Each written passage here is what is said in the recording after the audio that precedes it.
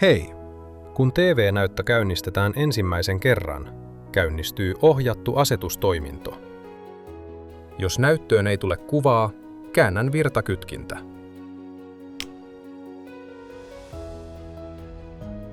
Ensin valitsen haluamani kielen, sitten päivämäärän ja kellonajan, sitten normaalin energiatilan. Vaiheessa 4 hyväksyn tietosuojakäytännön. Huomio!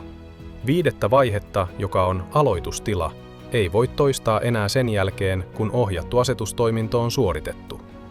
Tässä valitsen Deaktivoi sulautettu käyttöjärjestelmä. Se auttaa minua varmistamaan, että laite toimii myöhemmin häiriöittä. Tarkista, että käytät samoja asetuksia kuin minä. Seuraavaksi avaan perussäädöt kauko-ohjaimen vastaavalla painikkeella. Teen kaikki asetukset laajennettu valikossa. Aseta energiansäästön tilaksi ehdottomasti 2. Aloituslähteeksi on asetettu viimeksi käytetty tulo. Aseta logon asetukseksi pois.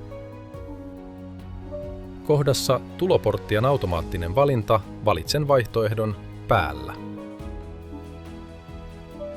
Kohdassa automaattinen signaalin tunnistus valitsen auto.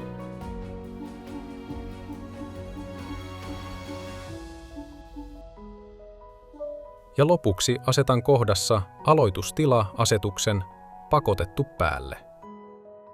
Siinä olivat TV-näytön tärkeimmät asetukset.